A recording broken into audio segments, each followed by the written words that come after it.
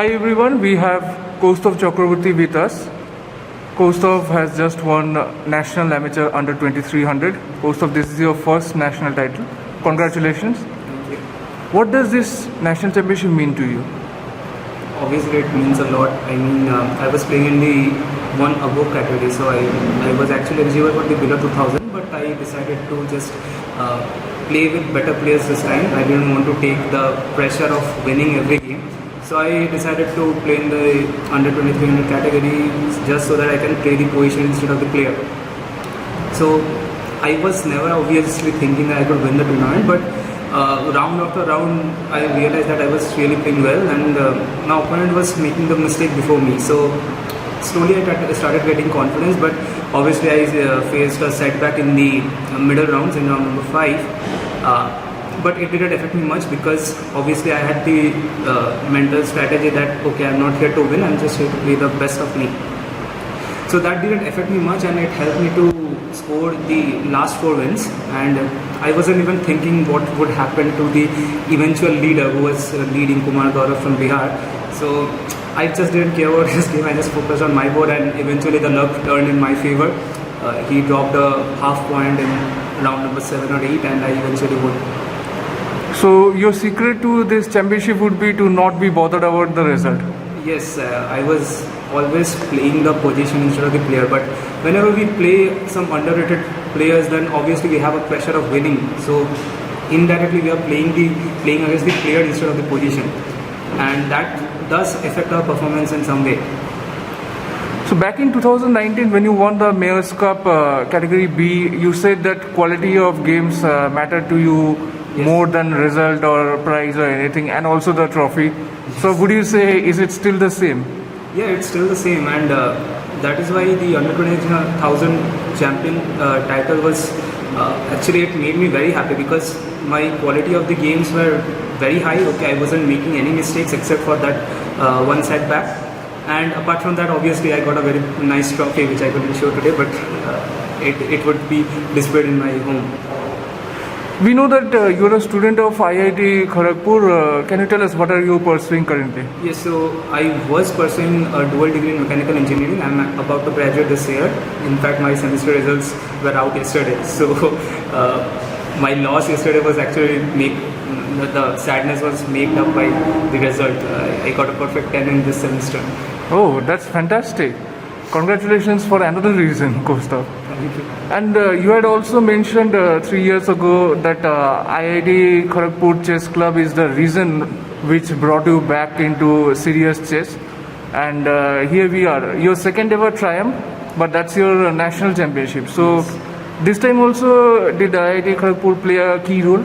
Yes, definitely. So they were the reason that I came back into the circuit. They gave me some reasons to work upon, and this year they have supported me by like sponsoring some of the subscriptions of Chess 24 and stuff, so that helped me a lot in preparing the openings. So definitely they are still playing a key role up till this year, and I hope they would keep supporting me even when I graduate, and I could give something back to them as an alumni.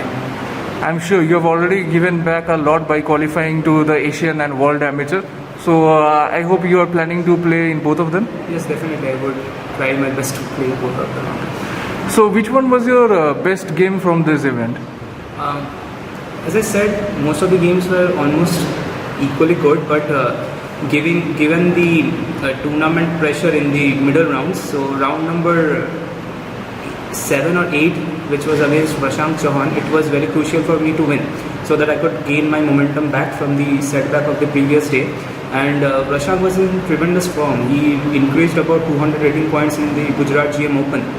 So he was in tremendous form, and I was playing with the black pieces, and again I was not concerned about winning it obviously because I was just going to play the position, and he took some risk in the middle game. Okay, he did have chances to liquidate into an endgame and play an inferior position, but eventually he took too much risk and lost the game. So this is what happens when you play against higher rated players. You don't have to worry about winning, you don't have to take any risk. Yeah. Okay, let's take a look at the game. Okay, sure. So he started with d4. I knew he was a London player.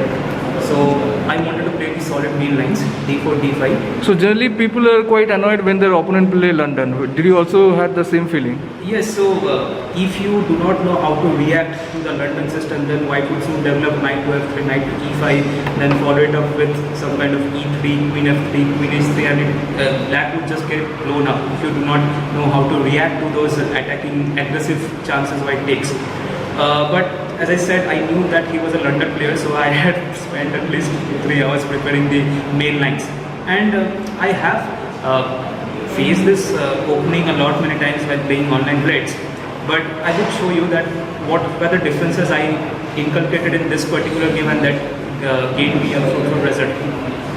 So bishop to f4, knight to f6, knight to f3, c5, e3, knight to c6. Now from here on, the old London lines used to go with c3, but this was proved to be good for black after queen to b6. The reason is that white cannot challenge in an aggressive way because of queen b3 can be met with c4, gaining space in the queen side, and if the queen retreats, then we have this blow with bishop to f5. So if queen into f5, then we have queen into b2 and the rook would fall. And if you try to take my queen on b6, then black would have a fine game after a into b6, although these are double pawns, but black is in time to play b5 and b4. So you cannot really stop it with a3 because of b5, knight d2, and I can still play b4 because of the spin along the a5. So that is why this c3 move has been refuted these days, and people usually start with the move knight to d2. Now in this knight d2 variation, we do not really have that queen d6 and bishop f4 idea because the rook can go to d1, so the rook is not trapped on e1. So here we have to play the move e6, which is the main line. If we try to go bishop to f5 ourselves, then I was concerned about moves like c3 followed by queen to b3 and knight to h5, and I might have to give up this bishop for the knight. So what black usually does, white can do the same with my bishop. So black usually has ideas of knight to h5 and harassing this bishop, and I didn't want to go into that. So the main line is e6. And now he played c3 because now we do not have any ideas like queen to b6, and after this I played bishop to e7, bishop to d6 has to be played, because as I said in the starting, if you do not fight for the e5 square, then white would soon stabilize a knight on e5, then bring his queen to f3 and go queen to h3, and there would be a tremendous attack. So we have to fight for this e5 square with a move like bishop to d6, which immediately asks the question, what does white want to do? So white generally has 3 options he can take, but obviously take is not one of the best options because now black has sufficient control over e5 to push e5 himself, and the game would soon be extremely equal. So the other option could be to ignore this trade and go for bishop to d3. But here we can actually go for bishop f4, ef4, and immediately create a weakness on d4 with cd4, cd4. And although he has control over the e5 square, we do have a clear-cut target on the d4 pawn. So that is why this is also not very much problematic for black. And the third option, which is actually the main line, is bishop to g3. So we cannot really think of taking on g3 because of h into g3. So we go for castle, and now white develops this bishop on d3. From here on, black has 3 choices. The main line goes with b6, which I eventually played in the game, but in my online games I used to go for the move rook to e8. Now it has its own idea. I want to push e5 directly. Along with rook e8, there is also one move queen to e7, which has a similar idea of e5. Now white obviously cannot allow black to play e5, so he has to play the move knight to e5 himself. And as I said, we cannot let him stabilize this knight with moves like f4, so we have to take it immediately. And he would take back with the d pawn. We have to come back. And in this position, most of the London players, they generally tend to go for f4, so I am generalizing them because they want to create some kind of attack, and this is a very aggressive and very good option. And this is what I usually face in my online games. And here black has a small tactic which helps him stabilize the position. So not stabilize, but he has something to fight for. So c4, bishop c2, and now we have two unguarded pawns on b2 and e3, which can be exploited with the move queen to b6.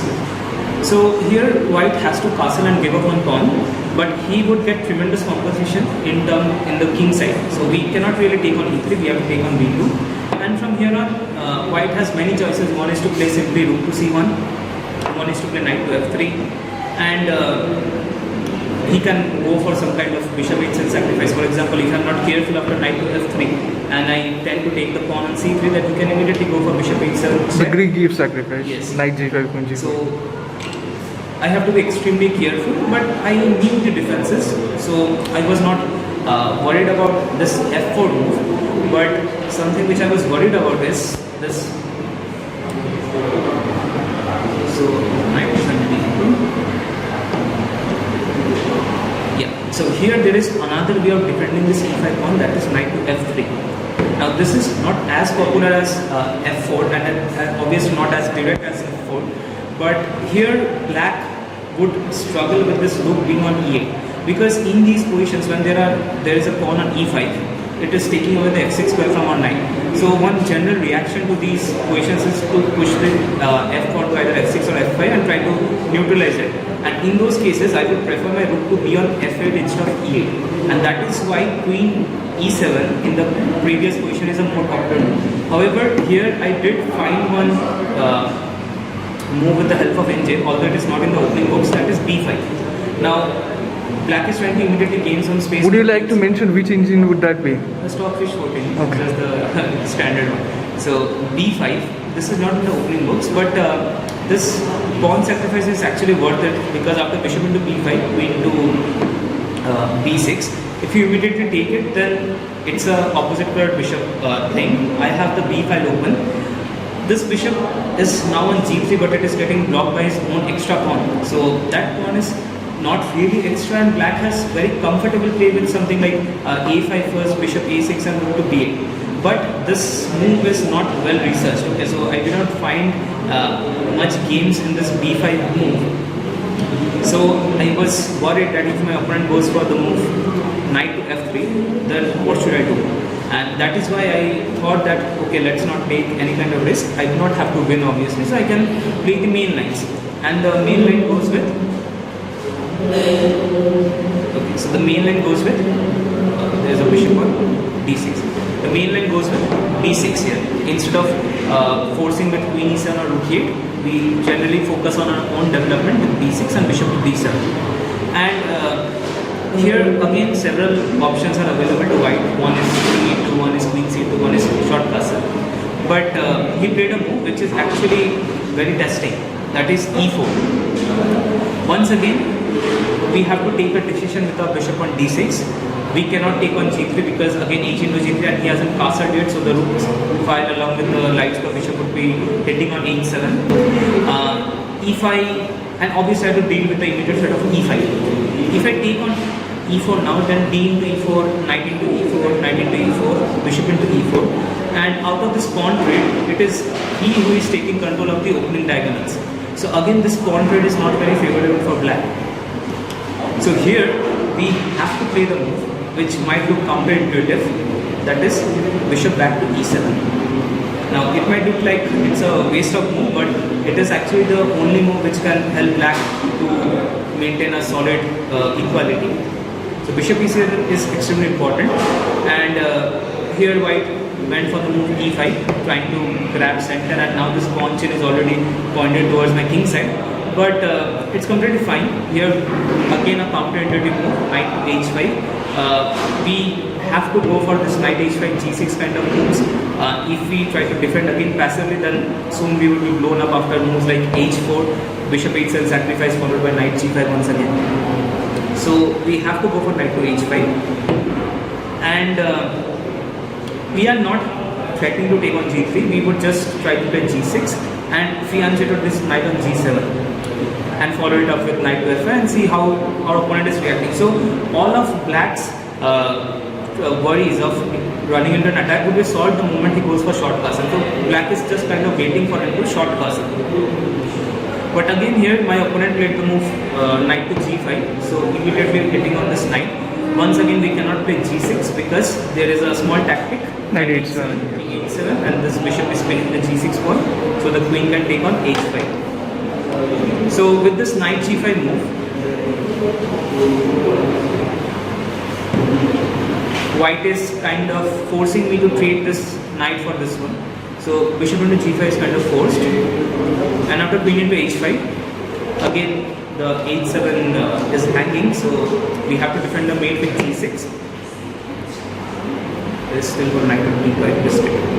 So g6, the queen goes back to e2, and now note that I have created a hook on g6, so it can be hit very easily with h4, h5. So once again we have to use the defensive concepts. One is to exchange the potentially aggressive pieces, and one is to try to create a break, preferably in the center. Now obviously this knight can be an aggressive piece after knight f3, knight g5, but that doesn't mean that we would give up our dark square bishop for this knight, because that would create complete dark square weaknesses around my king. So we have to, again we cannot try to exchange this d3 bishop immediately, because we would be running out of time with a5, it is not in time. So we have to use the other concept of hitting the center and trying to create a break. So c into d4, obviously white cannot take back because of knight into d4 with a tempo, but instead white ignores the pawn and goes for an immediate attack on my king with the move h4. Now once again, here you have to be courageous and take on c3. So I did mention that we should not trade this bishop for the knight, because that would create dark square weaknesses on e6 and f6. But after d takes c3, if he takes on g5, then after c into d2, queen into d2, yes, I do have dark square weaknesses, but how would your bishop or queen get to either of these squares? So this g5 pawn is acting like a defender for me right now. So that is why this d into c3 move was possible. So here I could take on c3 first, and my opponent, I don't know if correctly or not, he judged that he shouldn't take on g5, he first took back on c3, because this seemed to be a more sustainable way of keeping the spar. Okay. So now we have to obviously save the bishop to e7 and h5.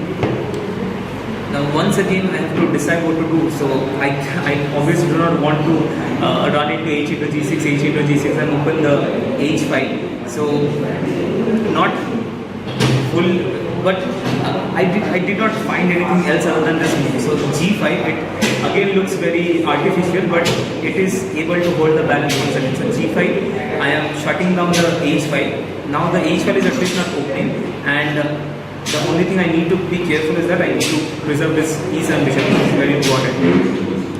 So g5, and here my opponent played the move knight to e4, and this is the first point where I really had to think very hard, because knight to e4, the knight literally sits in the central square, which I thought I was controlling, but obviously I cannot take on e4 because of queen takes e4 and it's already 1-0. So I was thinking of again how to defend. So I wanted to go for something like knight into e5, which would again mean that I am trying to trade the attacking pieces and I am also trying to hit the center.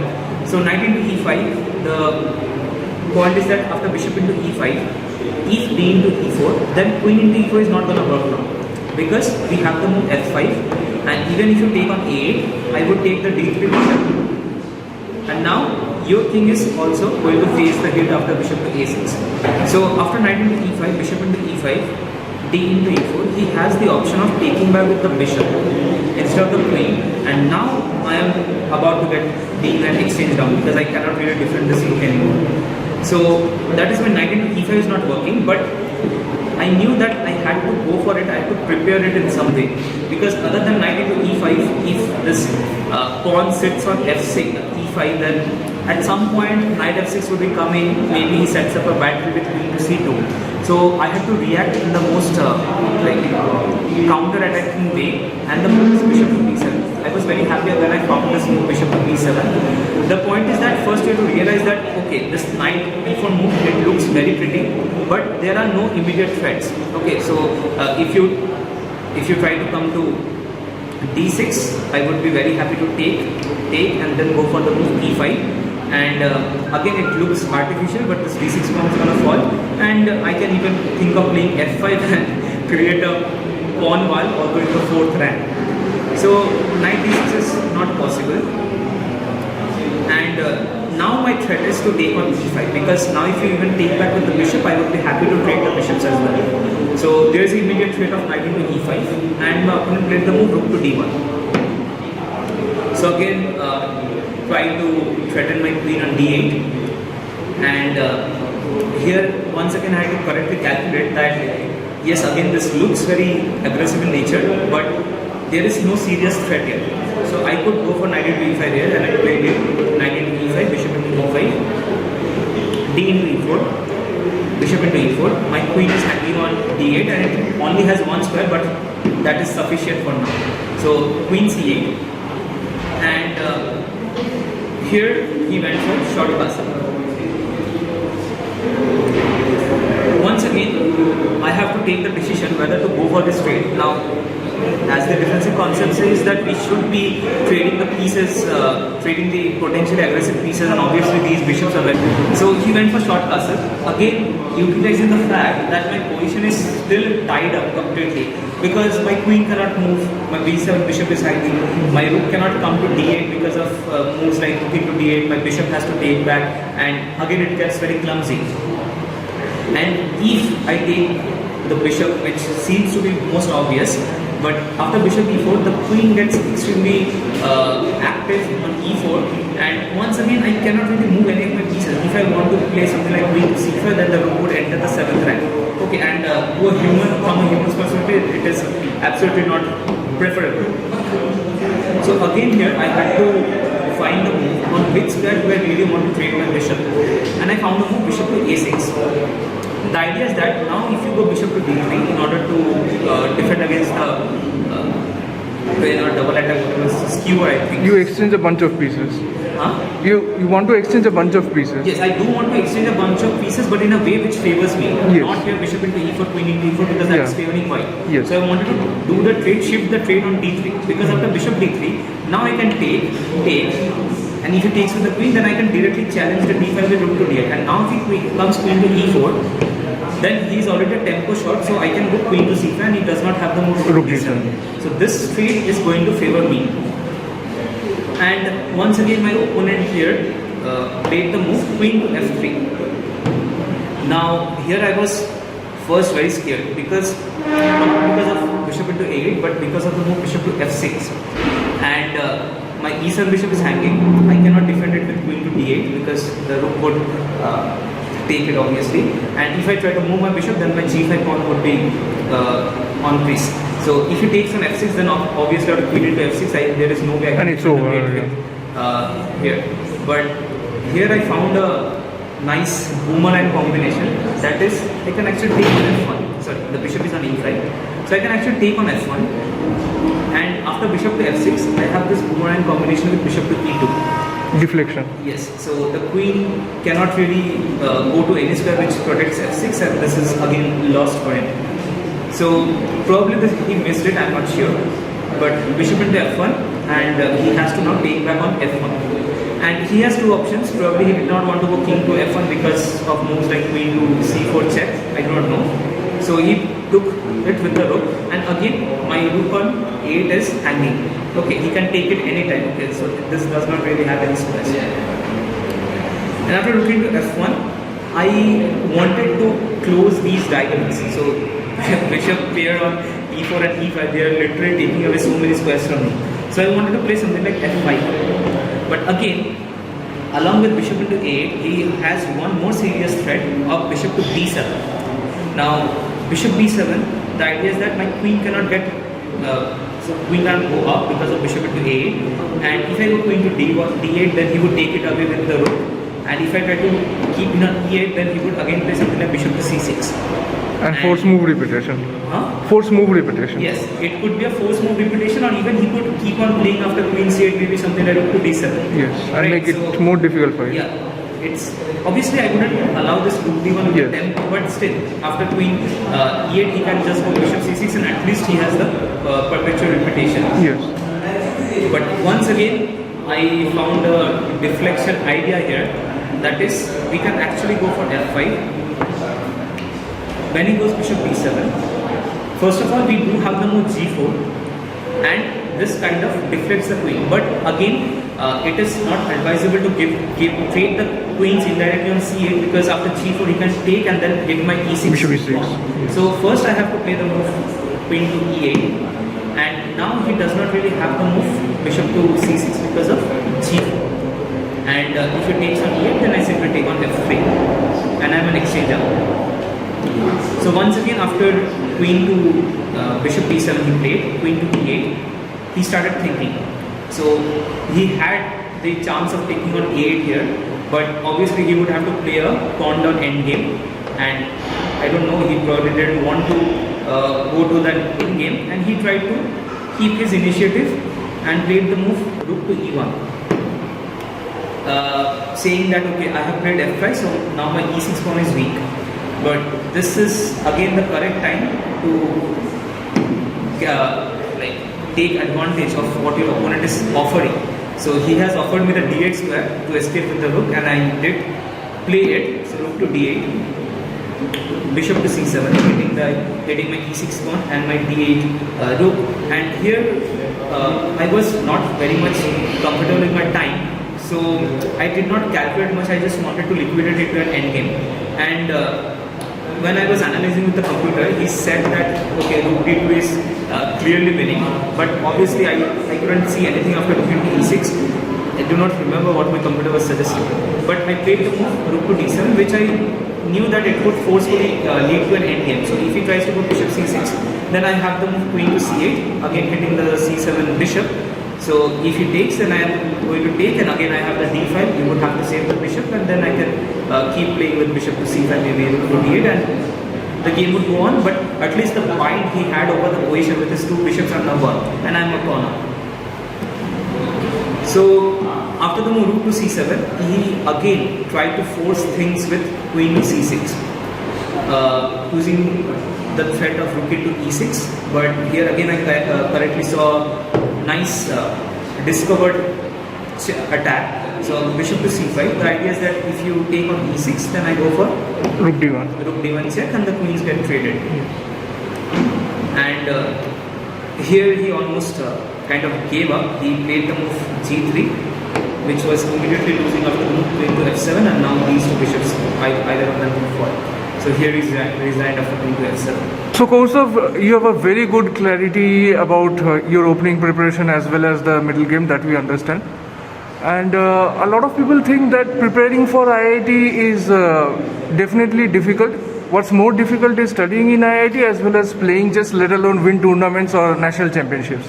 So what would you have to say to those who think that at one point of time only one thing we can choose, and when we are studying at a premier institute like IIT, it's almost impossible to imagine playing chess tournaments? The reality is quite the opposite. Yes, the preparation phase is extremely grueling. So class 11, 12, I did not really get any chance, and I would say the same, that it has to be the case with everyone, not just any chess player, but it's really difficult to pursue anything else while you are preparing for IIT. But once you get into it, it's just like any university, the testing phase. So the entrance exam is so difficult because they want to select students who can cope up with the pressure of IIT. So it becomes very normal for them to go like browse through the semesters. So it's like any other college life. Okay, yes, with the only difference that all of you around you are extremely talented. They are doing something which they love. Yeah, that's the main point, that you get the chance of doing what you love. Okay, and as I said, it's just like school. Okay, it's no different. You would get enough time to pursue what your hobbies. Many people find new hobbies when they get into the campus. So there are a lot of facilities available to them, and then when they utilize them for the first time, they find new hobbies and they tend to pursue it. It's nothing as they display in as the general public thing. It's nothing like that. People do get enough time. Koustav, what's next for you? I will be playing in the Bhubaneswar Open, and after that the Pune GM Open. Thank you, Koustav, for speaking with Chess Base India. I wish you all the best for the upcoming tournaments as well as World Amateur. Thank you.